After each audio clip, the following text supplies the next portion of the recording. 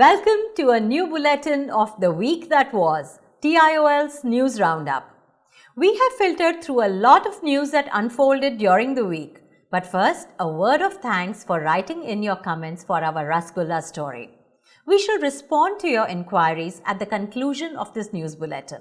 But first, we have a gold haul with a difference. Every week, reporting news about some gold, currency or other hauls by the customs has become very common. But this week, after an unusual gold bust by the airport customs, we decided to go underground to delve into the architecture and the economics of gold smuggling. First, the story.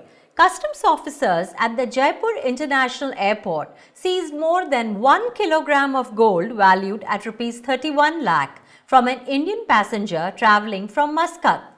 This passenger had concealed 10 tola bars of 10 tolas each, which is 100 tolas of gold in his rectum. Yes, rectum.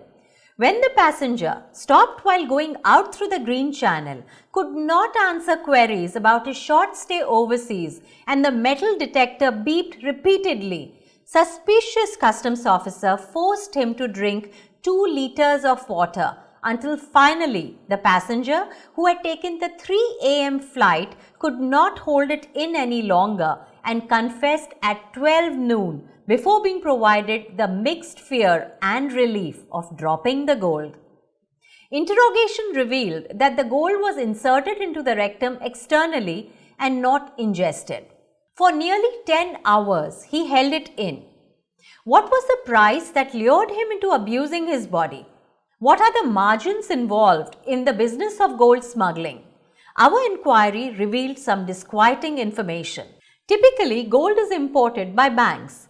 So, buying gold officially includes the import duty on gold with education cess and VAT, plus the payment made towards freight, insurance and commission paid to banks. But a smuggler does not pay these costs. Starting with the differential in the price of gold in India as against overseas, he is playing with an advantage of 12.5% on the landed cost of the gold in India. But smuggling too has its costs, besides the risk of being caught and the gold getting seized. The business architecture of gold smuggling has 4 pillars. Like any other business, there is a financier who invests in gold smuggling. His costs include payment of a premium on ensuring the gold being smuggled. Yes, gold smuggling is insured by the company in an unorganized network who will pay the gold cost to a smuggler if the gold seized is backed up by a newspaper report on the incident. Thus, the investor has covered the major cost of the gold because gold hauls are reported by the customs. The next plank is a human carrier who brings the gold into India. Typically, these carriers are young, unemployed daredevils or thrill seekers in their 20s or even middle-aged laborers working in the Middle East who are lured by their air tickets being paid for and receiving some handy cash for their India visit. For example, the human carrier who concealed the gold in his rectum was 22 years old, unemployed and coming from a poor, dysfunctional family in Madhya Pradesh. His mother refused to provide his bail. In this picture, there are also the agents who play a critical role. They are the middle layer who identify the carriers and negotiate the terms of the carrier. These agents are the layer acting as conduits between the investor and the carrier. In addition to insurance premium and cost of agents and carriers, the investor also pays the hawala cost for the transfer of the benefit from successful smuggling, which is typically 1% of the smuggling advantage. Taking out the cost, the smuggler is left with a clear advantage of 6 to 7% of the official gold value. Extensive research on gold hauls indicates that 90 out of 100 consignments of gold get successfully smuggled. Only 10% of the smuggled gold consignments get caught, and at least 5 out of these 10 carriers who get caught enjoy some kind of immunity or the benefit of some insider arrangement which will ensure their continued freedom. Only about 2% of those caught would be unfortunate enough to bear the brunt of legal consequences. Hence, all the gold getting seized and reported is only a tip of the iceberg. Moreover, the Customs Department probably does not realize that a published report on gold hauls is actually helping the smugglers. Good work by the Indian Customs in anonymity might go further in causing a setback to smugglers. Our next question was, who is smuggling the gold into India? Is it the gold jewelry manufacturers? But no, the jewelry manufacturers provide the ready market who buy this gold at a discount.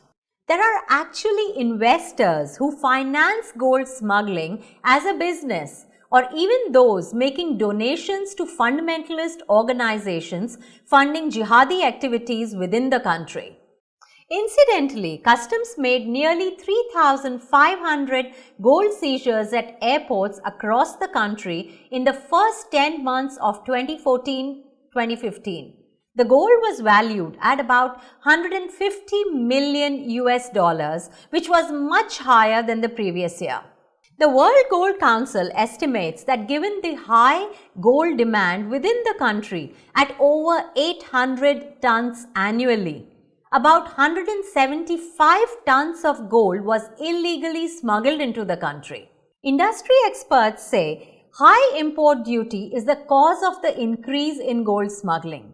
When the import duty of gold was about 3%, there was virtually no gold being smuggled into the country. So, high demand for gold, high import duty and low rate of prosecutions make gold smuggling very lucrative.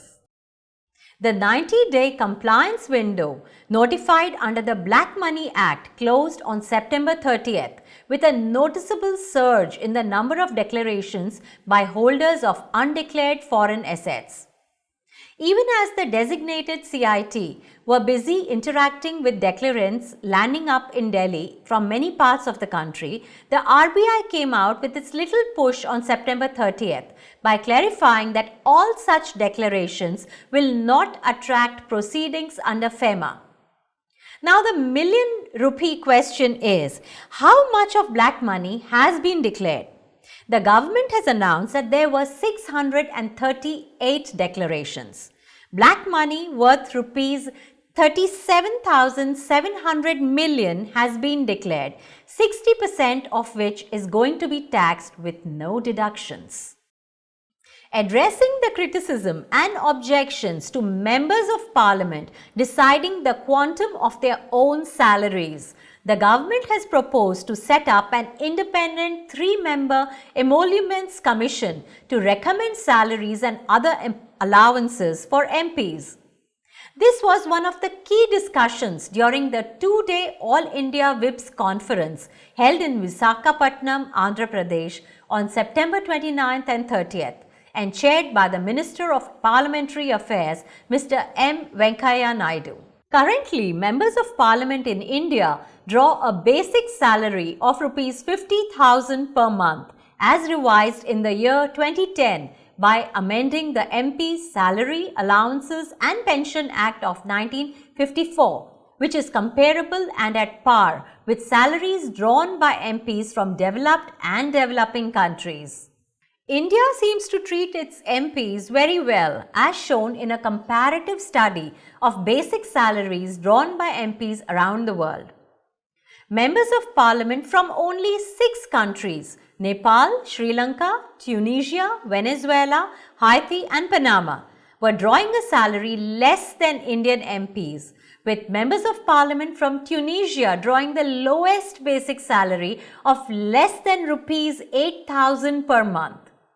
MPs from Israel drew the fattest pay packets of rupees 6 lakhs per month and more. In most countries, it is the parliament which determines MPs' salaries, usually with reference to the civil service salary scale. But in UK, Bhutan and Namibia, independent bodies determine MPs' salaries.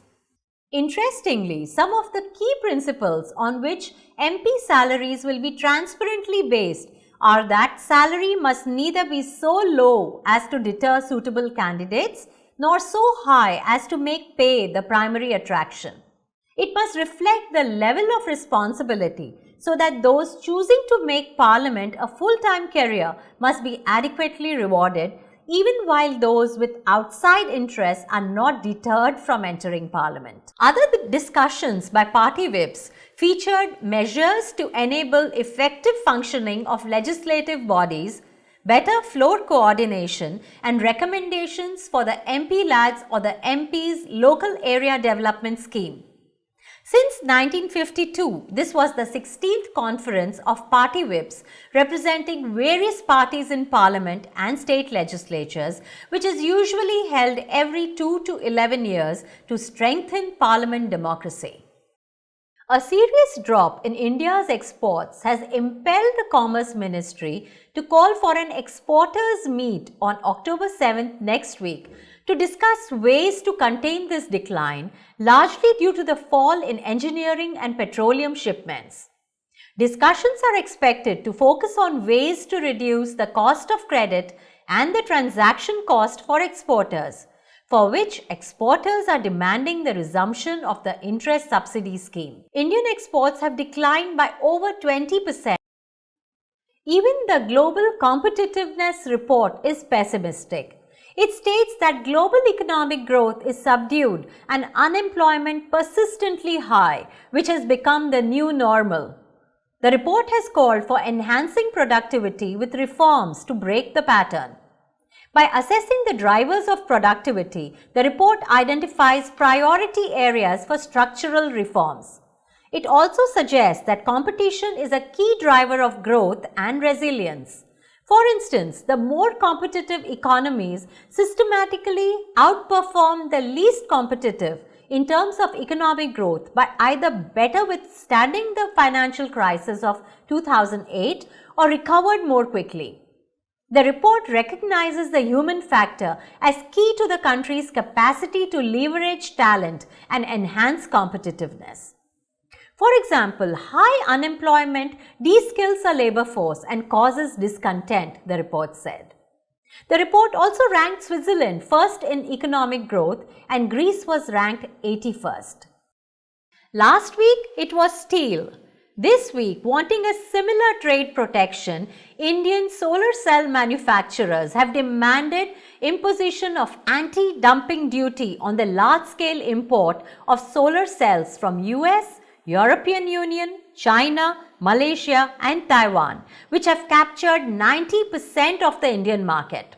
This is the second time Indian solar cell manufacturers have made this demand. While on trade, Taiwan has moved the World Trade Organization over a trade dispute with India. Taiwan has initiated a dispute over India's imposition of anti-dumping duty on USB drives being imported from Taiwan. Taiwan is not accepting India's justification for the levy. If India does not resolve this dispute within 60 days, the WTO would be forced to step in and adjudicate. Earlier, USA had contested the Indian government's decision to segregate some solar power projects under the solar mission, which would be built only on domestic content. USA had filed a case against India in the World Trade Organization, which India lost. India normally does not impose restrictive trade duties. However, while anti-dumping duty may be imposed if goods are being imported at dumping prices, a safeguard duty can be imposed if goods enter in increased quantities. Now, practically most of Indian industry have woken up to demand safeguard duty against cheaper imports, largely from China. The demand for safeguard duties have come from producers of tires, rubber, aluminium foil and metallurgical coke. The skill sets required by an IAS bureaucrat are different from the skill sets needed by an IPS officer. But candidates for both these services go through the same selection process. The Department of Personnel and Training has finally woken up to the discrepancy and appointed an expert panel to overhaul the entire examination system and selection process for the civil services. Well, now that we are done with the news, here is an update on your inquiries relating to what spurred the Rasgulla controversy. Let's recall the claim of ownership filed by Odisha. Most everyday items like the Rasgulla are traditionally linked with a geographical location and claimed for registration in the Geographical Indications Registry, which Odisha did for the Pahala Rasgulla. But why register goods as protected treasures under a geographical indication? Which goods may be registered? Who does it benefit? You may well ask. We turn to an expert with your questions. Over to our team with Raj and Sachin. A geographical indication, or a GI as it's popularly called in the intellectual property regime, is primarily a product which comes from a geographical region. It could range from a Tirupati Laddu to a Kolhapuri Chappal to a Moradewadi brassware to a champagne which comes from a French part, or a particular cheese which comes from France, or your Scotch whiskey. So there are various examples of various geographical indications across the globe. So, a product involving the use of traditional knowledge and practices passed down orally from generation to generation and typical of a particular region or culture, or known by its place of origin, may be protected by registering it as a geographical indication. Just as blue pottery is typical of Jaipur and Pashmina to Kashmir, such geographical registration is connected with foreign trade and covered as an element of intellectual property rights under international trade agreements like the trade-related aspects of intellectual property rights, or the TRIPS agreement, which India signed as a member of the World Trade Organization. India then went on to enact the Geographical Indications of Goods Registration and Protection Act, which came into force in September 2003. So why would a state register a product as a GI? It gives it a unique selling proposition. It's a USP which you get from it. It may not be just for sale. Primarily what it does is to ensure that because that particular product is known by that particular area, so there is a premium attached to it. Like for instance, a Darjeeling tea. Right. So tea is tea, but when it's Darjeeling tea, it gets a premium. So a geographical indication primarily helps a product which is grown in a particular region get a premium. So a GI is similar to a trademark which allows exclusive usage rights and protects against infringement. So what happens to those who try to sell a laddu as the Tirupati Laddu, for which the Tirumala Tirupati Devasthanam has a GI? Tirupati Laddu is not just bought for sale, right, but a Tirupati Laddu is considered a Tirupati Laddu, right? Correct. Many people would, the moment you give it, a Laddu is a Laddu, right, but the moment you say it's a Tirupati Laddu, there are many people who will give it a little more weightage than a normal Laddu. Right. So no one can pass off a Laddu as a Tirupati Laddu even if they taste alike. Geographical indications are registered with the Geographical Indications Registry in Chennai that accepts all applications which are examined by experts, and if accepted by the registrar without objections, will be published in the Geographical Indications Journal in order to invite any opposition to the registration. Just like a Christian wedding, when the priest announces anyone who wants to oppose the union to stand up now or hold his peace. Till date, India has registered 236 GI registrations and has about 275 applications for geographical indications pending at various stages of the registration process, including some international ones like Feta from Greece, Bordeaux and Chablis from France, Berry Liqueur from Finland, and even the Munchen beer from Munich, Germany, the beer capital of the world. So our suggestion, register the Rasgulla as an Indian sweet. On this sweet note, we conclude this bulletin of the week that was, TIOL's News Roundup. Please do write us your comments, counsel, criticism and even news at editor@tiol.in. You may subscribe to TIOL Tube to remain updated on new posts. Have a great long weekend ahead.